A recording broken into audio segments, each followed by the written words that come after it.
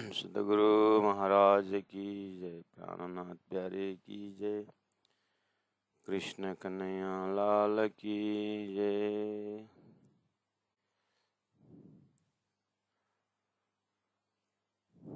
मोमिना पीछे ना रहे, ताए सके न कोई पकड़, उमेदा पूरी सबन की, जब आई मामा खर, जब आई मामा खर, सच्चिदानंद पार ब्रह्म की जय। परमादरणीय सुंदर सा जी संत ग्रंथ प्रकरण 32 चौपन 32 में हमने पाठ किया कि इमाम की प्रताप की, अर्थात महामति प्राणनाथ जी की जो प्रताप है, उनकी जो महिमा है, उनकी महिमा, प्रेम उनकी विशेषता है, ज्ञान उनकी विशेषता है, ज्ञान में भी अखंड ज्ञान और प्रेम में भी परब्रह्म परमात्मा का प्रेम। क्योंकि संसार में तो मोह को तो प्रेमी शब्द बोलते हैं, लोगों को लगता है कि देवी देवताएं प्रेम करते हैं। एक बार ना करके देखिए, आपका कितना नुकसान पहुंच जाते हैं। इसलिए उसको पूर्ण को प्रेम नहीं कहा जाता है। तो प्रेम तो एक परब्रह्म परमात्मा के पास ही है, और ब्रह्मात्मा का जो आपसी प्रेम है, ब्रह्मधाम की लीला, वहां पर प्रेम का संकेत है, प्रेम का लज्जत वहां है। और सेवा, संसार में ज्ञान की सेवा को सबसे उच्चतम सेवा मानते हैं। इसलिए आचार्य देव भाव, आचार्य ज्ञान देते हैं, और आत्मज्ञान को सबसे ऊंचा ज्ञान माना जाता है।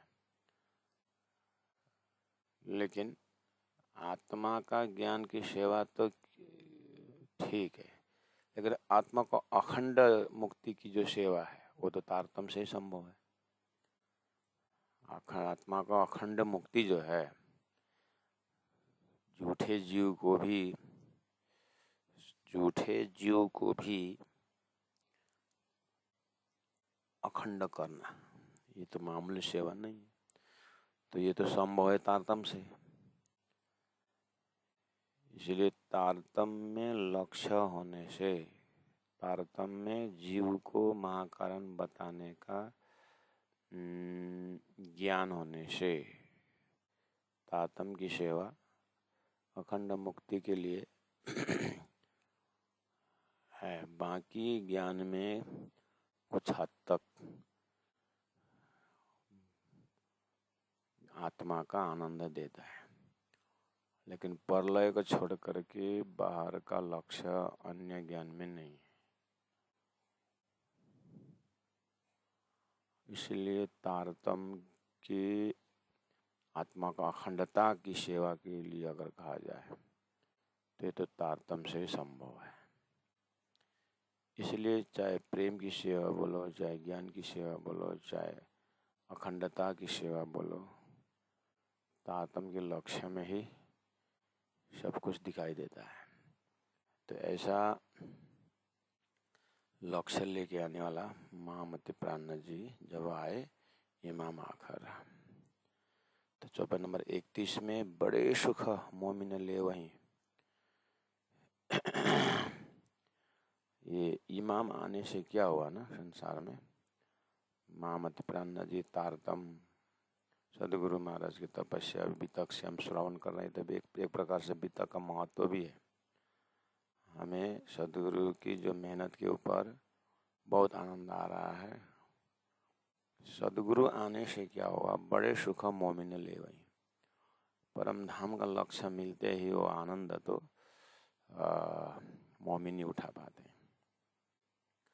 रसा इसका पिए भरा भरा, ब्रह्मात्मा राजी महाराज का अंगों का जो रस है, जो इशक है, मोमिन भर भर के पीते हैं। अर्थात अपने अंतस्करण भी बड़ा, अपने परात्म का प्याला में परात्म को दिल लेकर के ब्रह्मात्मा पीती है, औरों को भी पिलावहीं। और वो मस्ती जो है दूसरों को पिलाती है। कौन?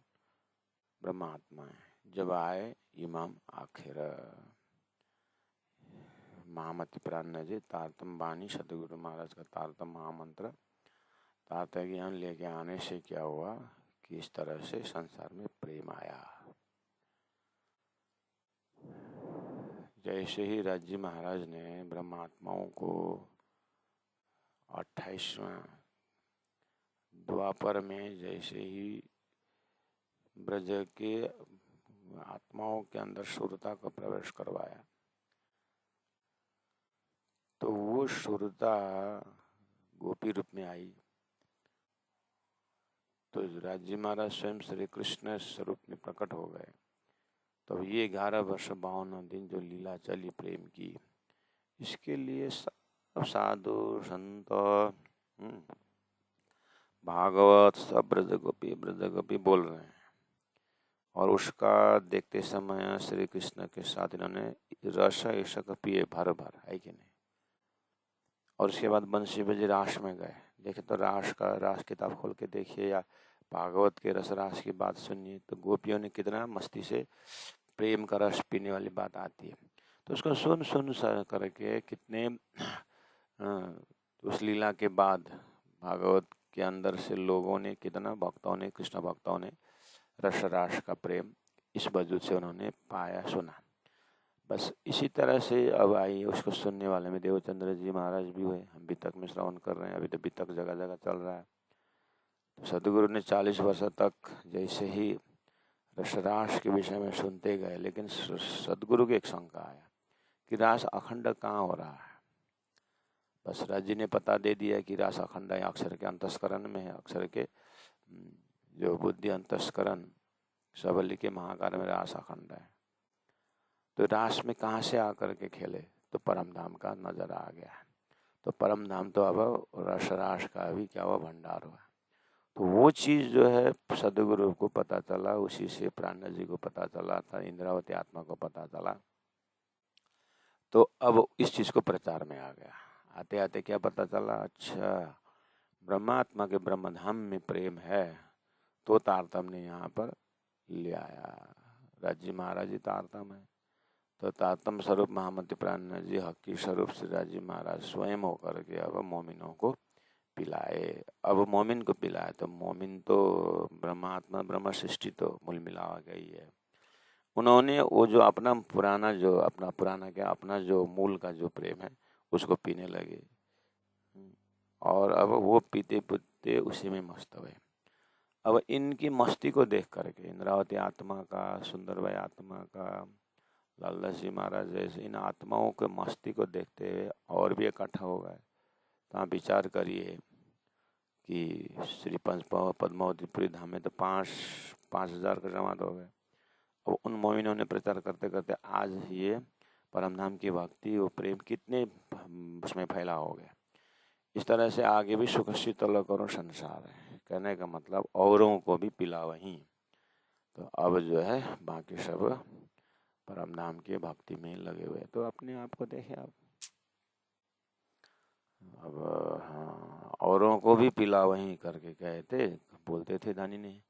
तो मोमिनों ने जागृत होते, जागो जगाओ जुगत सो छोड़ो निध विकार करके सबको जगाते जगाते आया था। आपके पास भी, हमारे पास भी आया।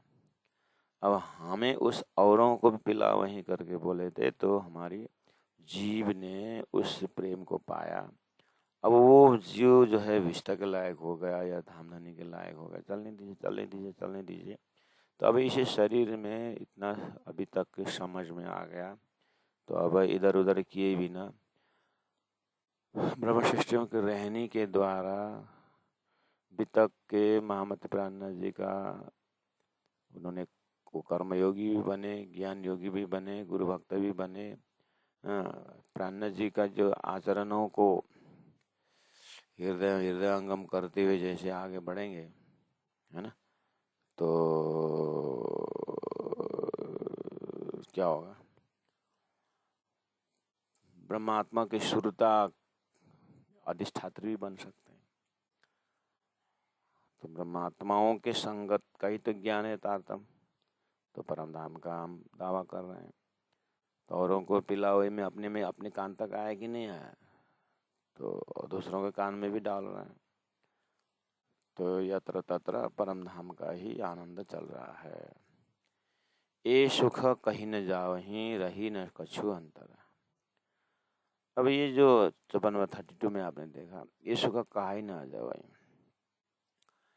अब ये संसार में लोग मक्खन का स्वाद बता नहीं पाते, बोलते हैं लोग संसार में जीव और ईश्वर का अद्वैत भाव में जो अहम ब्रह्मास्मि तत्वमसि होकर के जो एक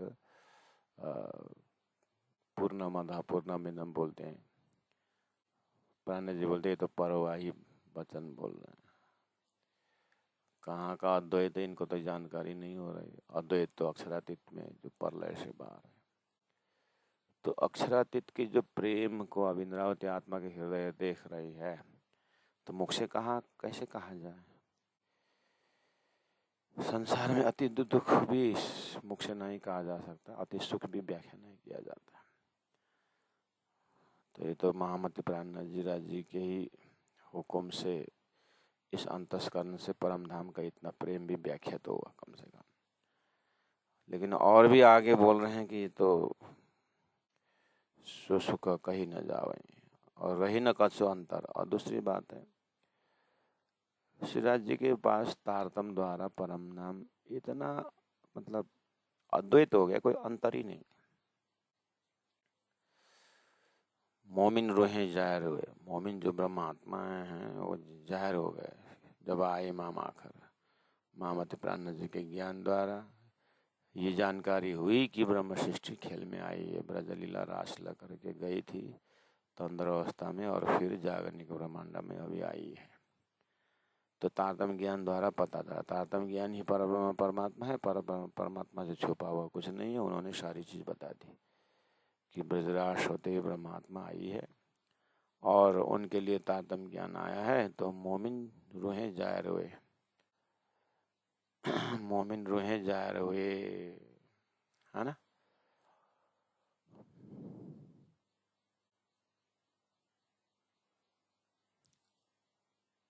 देश का राष्ट्रपति जैसे अपॉइंट हो जाता है तो लोगों को पता चलता है, अरे इतना अनुभवी थे क्या पहले से करके। ज्योतिष भी पहुंच जाता है उनका हाथ देखने के लिए, पाम रीडर भी पहुंच जाता है ना, कि कौन सी तिथि में जन्मा हुआ व्यक्ति इतना भाग्यशाली होता है करके लोगों को तब पता चलता है कि ऐसा व्यक्ति भी हुए। ऐसे ही तारतम ज्ञान द्वारा पता चला कि परम धाम से ब्रह्मा सूची खेल में आई है और तारतम ज्ञान से पता चला वो तो हमारा ज्ञान है, वो तो हमारा परम धाम है करके मैं तो परम धाम की हूँ। इस तरह से तारतम ज्ञान द्वारा ब्रह्म सृष्टि जाहिर हो गए। सब मोमिन मोमिन रूहें जाहिर हुए। तो अब बोला अच्छा ब्रह्म सृष्टि आई है, हाँ ब्रजराज होते हुए आई है। तो कैसे पहचाने? तारतम ज्ञान के लक्षण से स्वयं पहचाने। हमको पहचानना नहीं है, हमको तो तारतम बानी पहचाना है। अब तारतम बानी पहचानना है, अर्थात खोजत खोजत सदगुरु पाइए, सदगुरु संग करतार। और सदगुरु मिले हैं तो सदगुरु द्वारा तारतम बानी हुई है। तारतम बानी के अंदर ब्रह्मश्री को लक्षण ढूंढना है और स्वयं में उतारना है।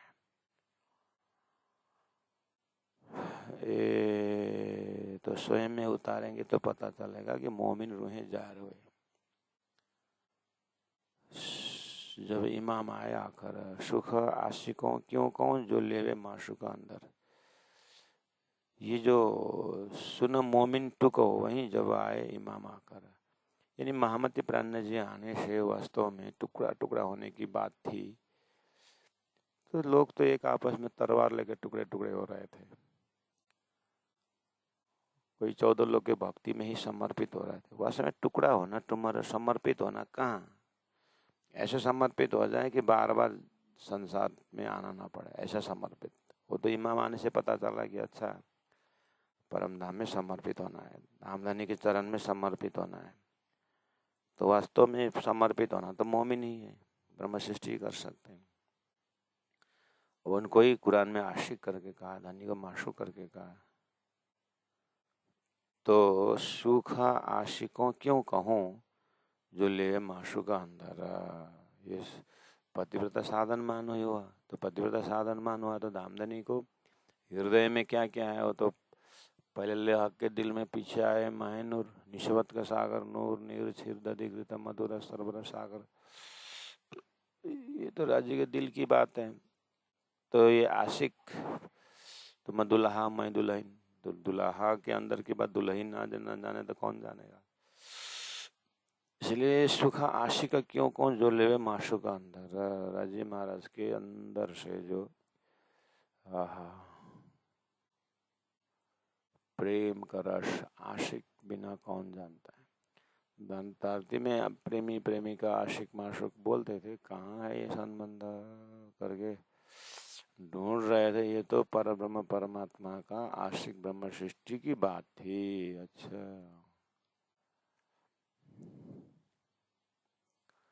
तो यहाँ तो यहीं पर आशिक माशुक की बात कर रहे थे। हाँ, शास्त्र में है ना शब्द, इसीलिए उन्होंने यहाँ घटा लिया। लेकिन वास्तव में आशिक माशुक तो अक्षरातीत परब्रह्म परमात्मा और ब्रह्म सृष्टि की बात है। वो यहाँ पता चला जब आए इमाम आखिर, तो ये बात सुन करके मोमिन ब्रह्मात्मा तो टुकड़ा टुकड़ा हो गए, गलित गात हो गए कि हमारी बात तो पहले दही जमाए के पीछे दुए गई, बछिया उनके पेट में माखना हाथ बिकाए, साधु संतों के उल्टी बानी बरसे कमल बिके पानी। ये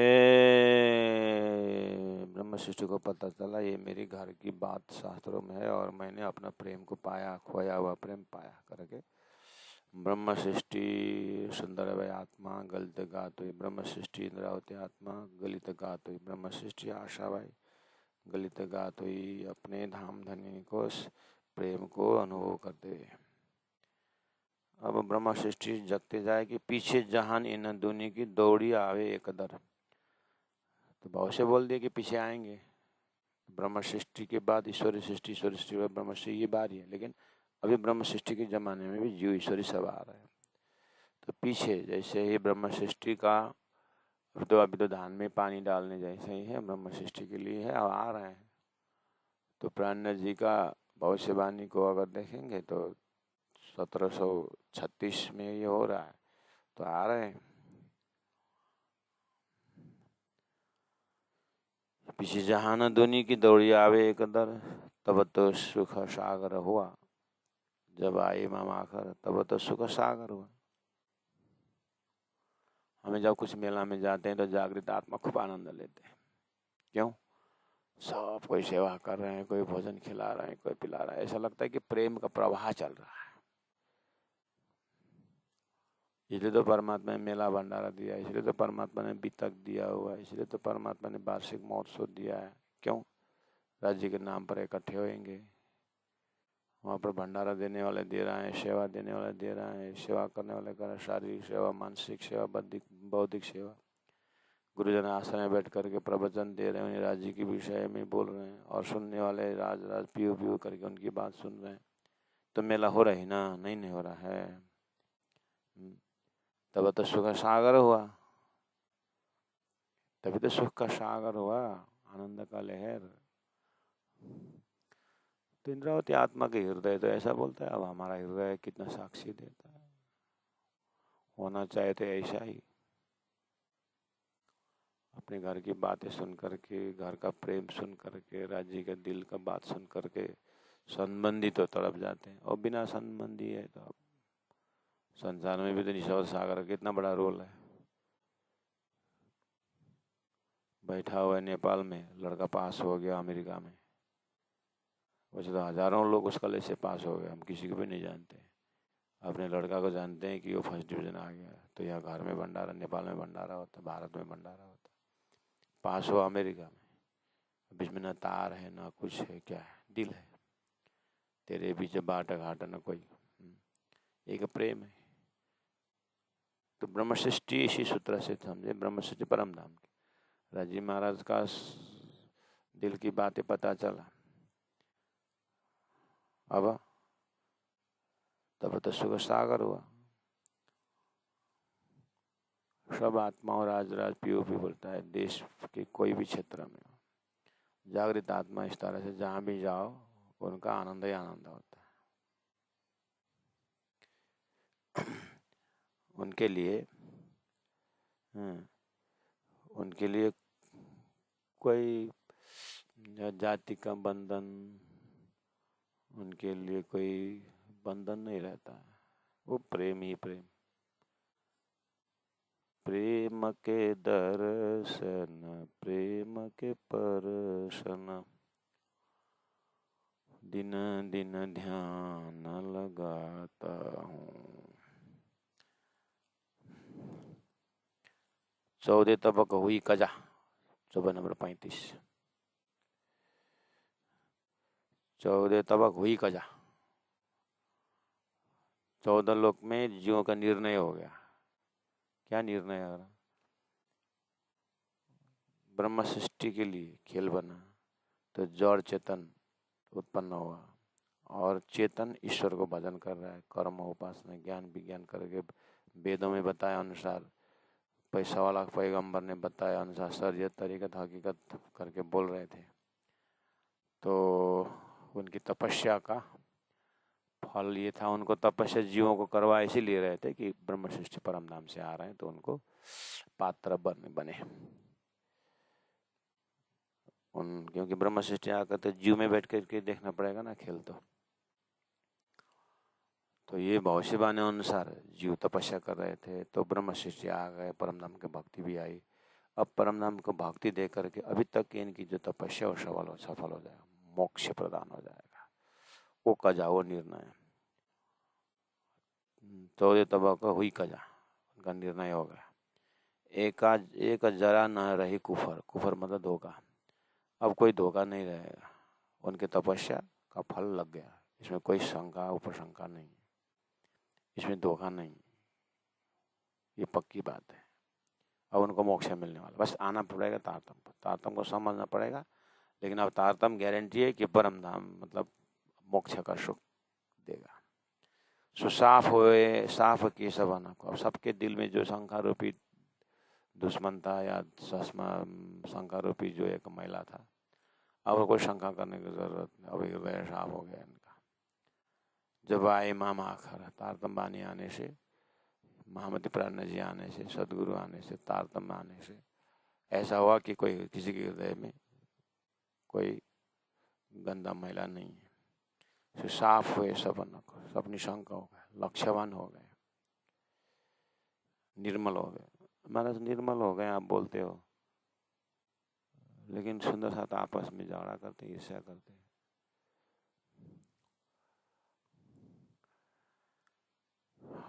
वो आपस में झगड़ा तुम देख रहे हो, तुम्हारा हृदय दुश्मन है इसीलिए देख रहा है। तो प्राणनाथ जी के हृदय से संबंध लगाओ। प्राणनाथ जी तो बोल रहे हैं सबका कुफर चला गया, सबकी साफ केशव को सबको लक्ष्य दे दिया है। अब कोई धोखा नहीं, साफ हो गया, उसका फायदा उठाओ। ये जो काजी कजा करिए, काजी रिपो करके बोले थे कि काजी हो के आएंगे खुदा, तो आ गए और कजा करी, निर्णय कर दिए। सो भी मोमिनों की खातिर। ये मोमिनो, आप अपने कीमत को समझो। आपके लिए जीवों को मुक्ति दे गई। नाम किसकी? आपकी। दिया तुम्हारा पावे दुनिया 14 तबक।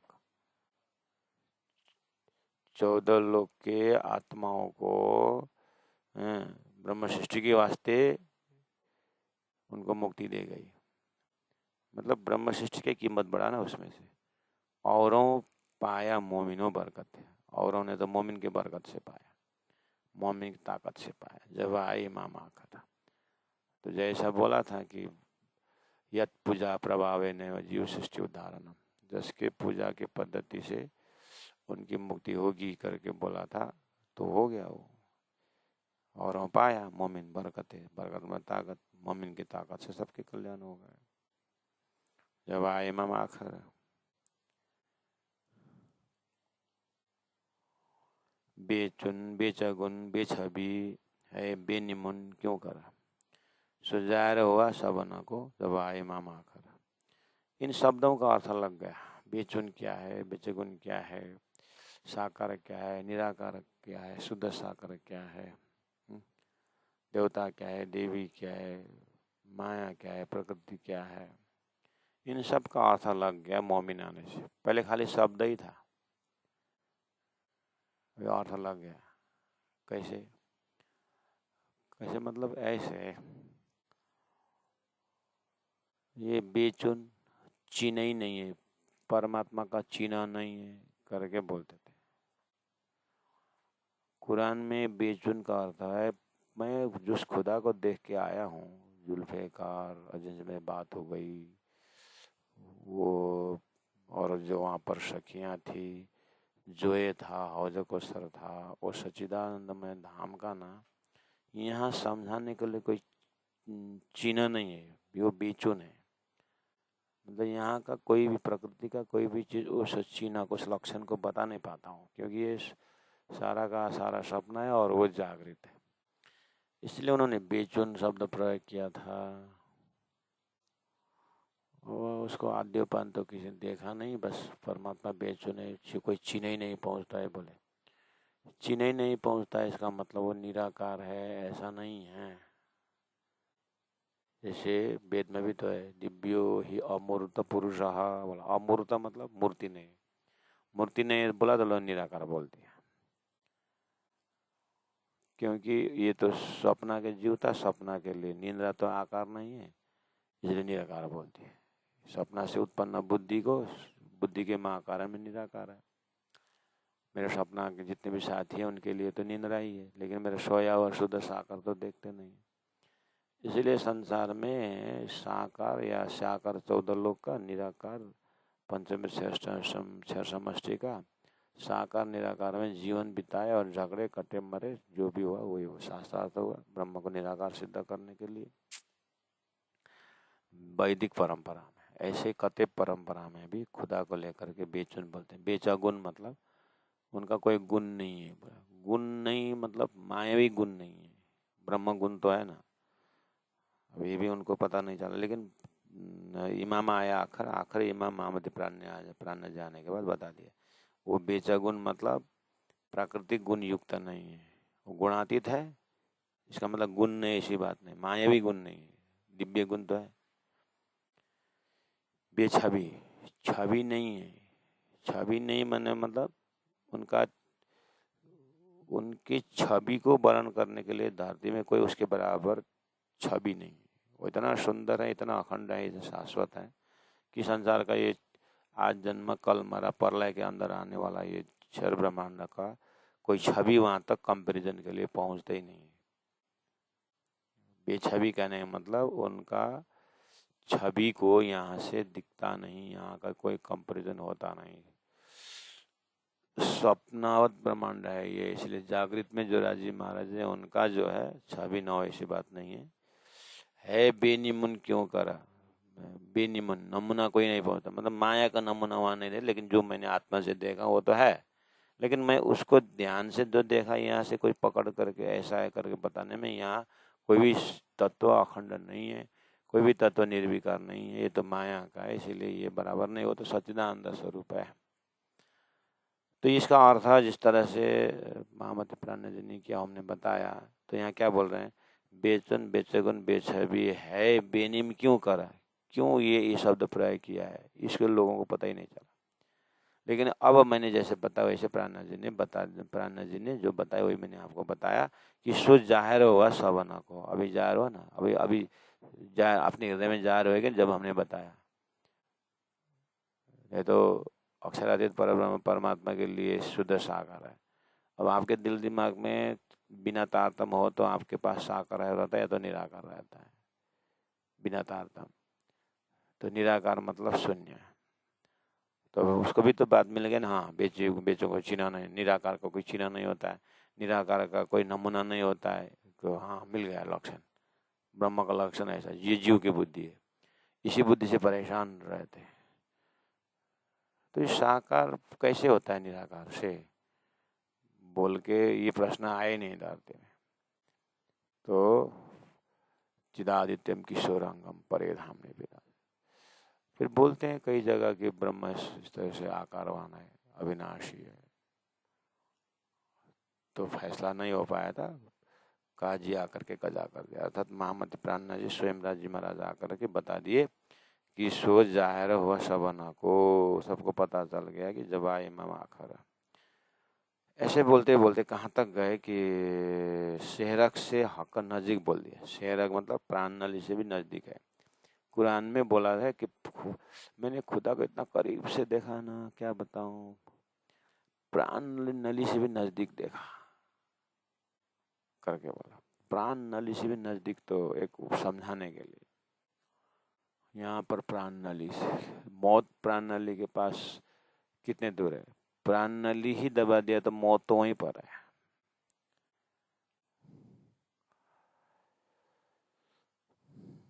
बोलते ना आदमी, बाघ से खाना इसका काल लिखा था, बोलते ना, बाघ से खाना ही इसको काल लिखा था। स्विमिंग करते करते डूब जाते हैं तो लोग, तो उनको स्विमिंग ही उनके काल दिखाता है। तो कितने बार स्विमिंग करता था, कुछ नहीं होता, आज क्यों ऐसा हुआ? इसका मतलब काल वही था। ऐसे ही ब्रह्म वहीं पर है। कहाँ है? शेरक से नजदीक, समझाना पड़ा। प्राण नजली नली भी नजदीक।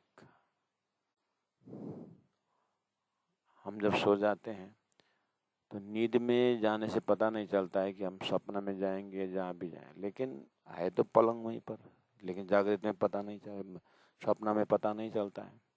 ऐसे ही मूल मिलाव का जब से जाहिर हुआ, परात्म जाहिर हुआ, तो अरे राजी महाराज तो शेरक से हक नजीक एक खोली ना कि ना नजर है। किसी ने भी इस चीज को सही ढंग से नहीं बता रहे थे। इमाम मेहदी जाहिर होने के बाद बता दिया, वो परात्म कॉन्सेप्ट से हो।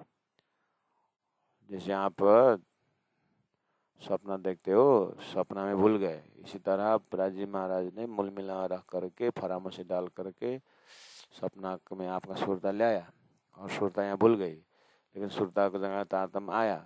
महामत प्राण ने तारतम लेके आए, तारतम पता चलते अपना परात्म को देख लिया, तो शेर से नजदीक हो गया। उसका भी अर्थ लगा। कुरान में खाली संदेश आया था, शब्द आया था, पता नहीं चलता उन लोगों को।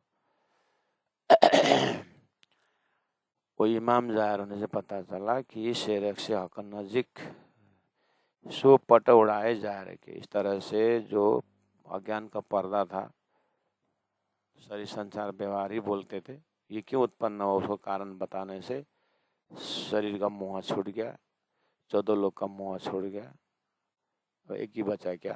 अक्षरातीत। सो पट उड़ाए जा रहे के जब आए इमाम आखर। कई आलम फल में पैदा फना करे हक का आदर। आलम सारी दुनिया पल में पैदा करते हैं और नाश करते। ये कौन था? अक्षर ब्रह्मा। सो दिखाए दुनिया कायम करे, ऐसे दुनिया को दिखा करके फिर अखंड भी कर दिया जब आए इमाम आखर। थी उर्जन 14 तबक में, 14 लोक में उर्जन था। क्या उलझन था? सृष्टि क्यों बनी, किसने बनाया, क्यों सपना बोलते इसको, क्यों नाशवंत बोलते हैं, तो अविनाशी कैसे होगा, इस तरह से बहुत सारा उलझन था। सब जाते थे मरमर, सब इसमें चिंतन करते करते मरते थे, फिर जन्मते थे, मरते गए, इसका किनारा नहीं मिलता था। जब इमाम आ गए आखिर तारतम लेकर के, दई हयाती सबना को, सबको अखंड का ज्ञान दे दिया कि इस तरह से जीव है, इस तरह से मुक्ति है करके। किन पाया ना मगजम मुस्ताफिर, वेद शास्त्र उपनिषद का गुह्य अर्थ मिला नहीं था, जो लिया आखिरी पैगंबर मोहम्मद साहब ने जो संदेश लेके आया था, लेकिन उसका गुह्य अर्थ खुलता नहीं था। असनंद जाहिर होने के बाद खुल गया, और सुखदेव व्यास ने भागवत तो बोला, लेकिन प्रेम की बात तो ले आई, लेकिन ये प्रेम कहाँ का, ये खुला नहीं था, वो सदगुरु प्राण जी होकर के खोल दिए। तो किन पाया न मगज मुसाफा का सो जो लिया आखिरी पैगंबर, किना जाहिर याश किया जाहिर याशो हक बका। याशो मतलब इसी वेद शास्त्र उपनिषद प्रमाण से पता लगा दिया कि अखंड परम धाम कहाँ है, अखंड राष्ट्र कहाँ है। अगर शास्त्र में ताला नहीं होता तो चाबी खुलती नहीं, तो चाबी तो तारतम है, तो तारतम चाबी ने बंद हुआ जो गुह्य अर्थ है वो खोल दिया, तो परम धाम का नजर फिर वर्णन शुरू हो गया। किया जाहिर याशो हक बक जब आए इमाम जाहिर इमाम आखर। लेवे किताब इमाम का बातों न खोले न कि न इन बिगड़। लेवे खिताब इमाम का बीतक कुरान में इमाम आएगा जाहिर करेगा करके बोलते थे। इमाम तो अपने आप को जाहिर करते थे, बोलते थे, डिक्लेयर करते थे, लेकिन अर्थ नहीं कर सकते। यथा नाम तथा गुण होता नहीं था। तो बोले लेवे खिताब इमाम का। बुद्ध अवतार, बुद्ध अब घोड़ा में चढ़ के आया, बोला तो घोड़ा लेके दौड़ रहे, इमाम मेरी जाहिर, बोलते हैं कि बुद्ध कल का जाहिर होने के लिए, लेकिन ज्ञान अंदर सदोलोक से बाहर का नहीं है। तो टाइटल ही ले लिया, ऐसा होता था। अब तो जैसा टाइटल वैसा ही काम हो गया। सो खोल के विस्त दई सबको। इस इमाम ने अपना वेद शास्त्र का अर्थ खोल करके सबको विस्त अखंड मुक्ति दे दी जब आए इमाम आखिर। थी रात अंधेरी सबन में, ये जीव के अंदर अंधेरी रात थी। कहने का मतलब लक्ष्य नहीं मिल रहा था, अखंड धाम नहीं मिल रहा था, झूठे में है बोल रहे थे। तो थी रात अंधेरी सबन में, बका दिन दिखाया करी फजर। बका दिन अखंड परम धाम का दिन, सोई घड़ी सोई पल दिखाए करी फजर, तारतम ज्ञान द्वारा महाकारण बता करके। मकसूद क्या सबना का, सबको निशंक कर दिया, शांति कर दी जब आए इमाम आखिर। इलम लुदनी काहू न होता, इलम लुदी में तारतम ज्ञान किसी के पास नहीं था। कर जाहिर मिटावे कुफर, इलम लुदनी इलम देख करके कर जाहिर मिटावे कुफर, सबको कुफर मिटा दिया, दुश्मन मिटा दिया। दिया सुख कायम सबन को, जब आए मामा अखंड सुख दे दिया है। कोई बेशक दुनिया में ना आता, संसार में निशंक कोई नहीं थे। प्रलय विषय में भी था और शंका था, और अखंड विषय वहीं पर अखंड बोलते, वहीं पर खंड भी बोलते थे। गई दुनिया एती दे उमारा, एते दिन लोक में होती जो बुद्ध सुपना। सपना के बुद्धि लेकर के सब इस तरह से समय बिता रहे थे, लेकिन वही कोई बेशक दुनिया में ना होता। ब्रह्म निरूपण के विषय में कोई भी निशंक नहीं हुए थे। गई दुनिया इतनी उम्र, दुनिया का इतना उम्र बीत गया। सुदृढ़ कर दई हक सूरत। अब जो है जब आए इमाम आखिर, आखिरी इमाम मोहम्मद प्राण जाने के बाद क्या हुआ, सुदृढ़ कर दई हक सूरत, दिव्य परम धाम जाहिर हो गया, दृढ़ कर दिया। अब तो सूरत एक राखिए मूल मिलाए माहे कर दिया। इमाम नूर है अति बड़ो,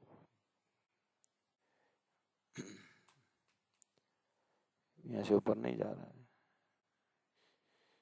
कितना टोटल है चौपाई, माम तो कहे नहीं है। इमाम नूर है अति बड़ो, पर सो अब कहाँ कहीं न जाए। इमाम नूर है अति बड़ो, तारतम ज्ञान जो है ना, इमाम का नूर तारतम ज्ञान,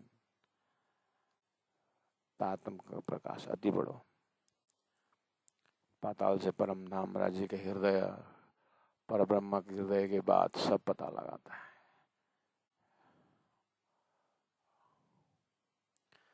पर सो अब कहाँ, सो अब कहीं न जाए, अब नहीं कहा जा सकता। मेला होशी जब वो मोमिन हो तब दियोंगी नी के बताए।